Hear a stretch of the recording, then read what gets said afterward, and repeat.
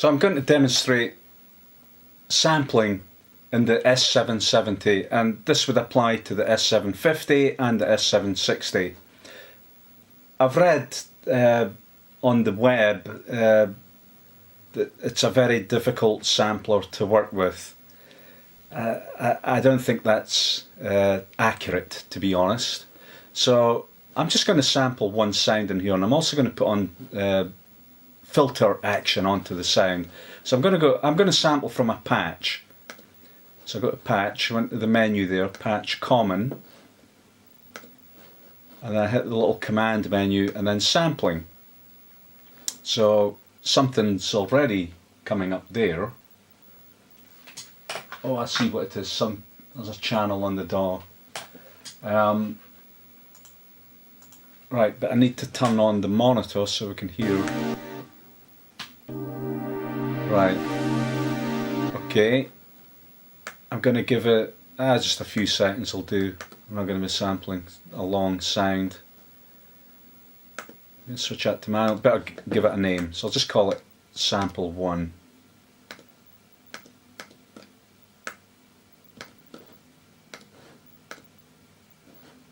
Hit ready.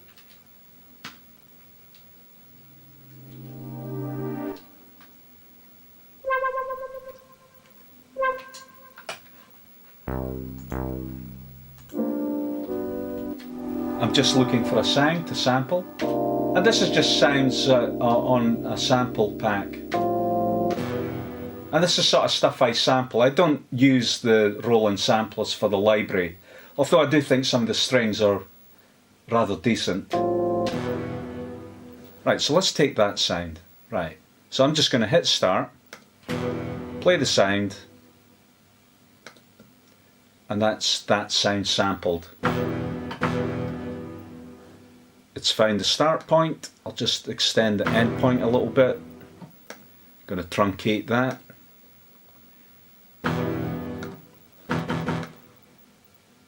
Normalizing. Don't always do that. Just that's how I'm rolling today.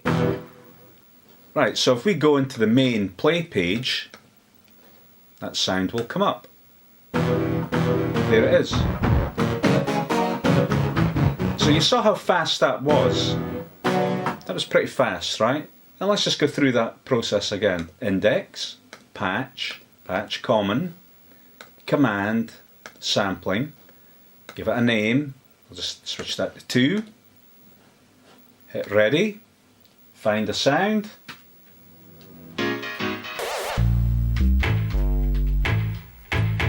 I'll take that.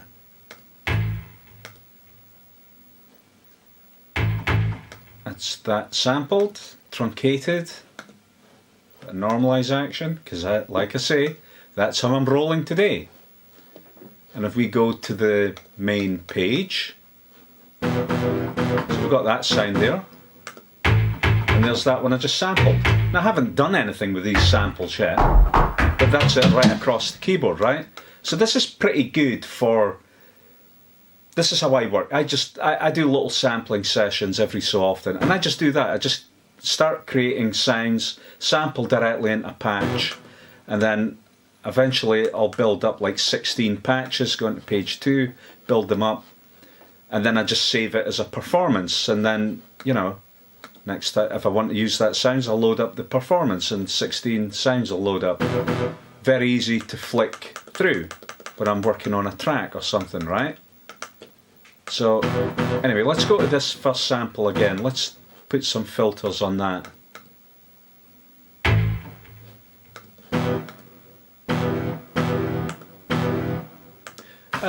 It's got low pass, band pass and high pass. Let's try band pass on that. Give it a bit of resonance.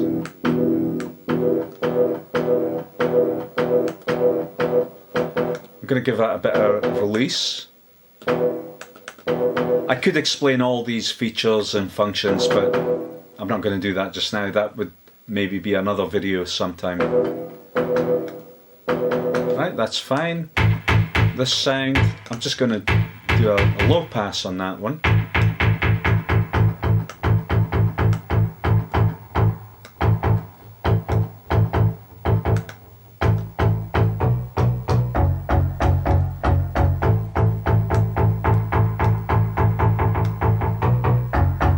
yeah, and that'll do. Now I've put the filters on, and I want to control the filter with, well, whatever, but in this case I'm going to use the pitch bend wheel. Now obviously this is what will happen right now. So I don't want the pitch bend, I want it to control the filter. So I'm going to the patch map, and we're looking for the bender pitch up. I'm going to turn that off. Bender pitch down, I'm going to turn that off. Bender TVF. So I just assigned the pitch bend to the filter on that sound.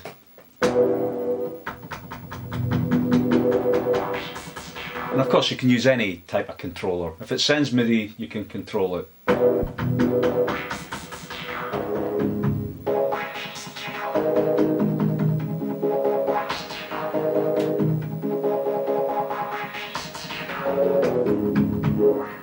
And what I really notice about this, the S range anyway, compared to other samplers I've used, the cumulative effect of this filters in your track. If you use, basically, if you use like 4 or 5 sounds from the sampler, it starts sounding better, the track that you're working on. Maybe better is maybe not the right word. You'll notice an organic sort of feel, something's going on, something organic, something real. So that one worked out fine. Do the same with this other sound. This one's got the low pass on it. So I would often use the low pass more like a volume automation.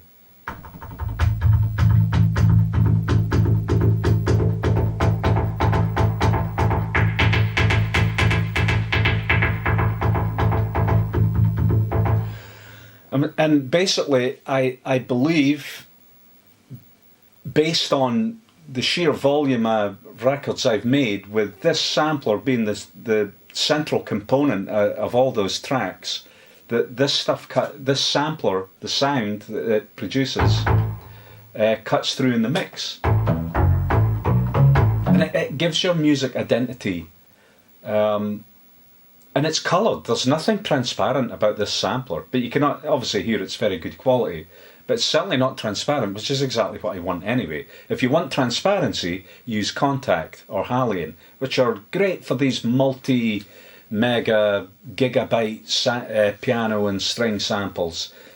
But these hardware samplers, don't use them for that. It's a waste of time. Use them for one-shot samples, in my opinion. I'm just saying use them for that. For musical parts, obviously you can create drum kits and all that, where you will have to be sampling into a partial then, and then you assign all these different sounds across the keys however you want them, and that is done in the patch split page, which is very good. You can do it by MIDI. See that? If I just click the mouse off of there, if I hit a key anywhere, if I had this a sample there and I hit, say, this E, so there's no sample there, but that's where it went, you know. I could have another sample, put it there, blah, blah, blah, blah, blah. So it's very good for all this stuff.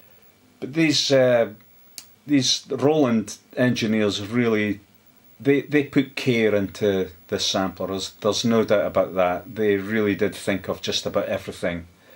And I believe it stands the test of time, but ultimately it's about the sound, and I think it's a fantastic sound. That was a very basic demonstration of this sampler, very basic.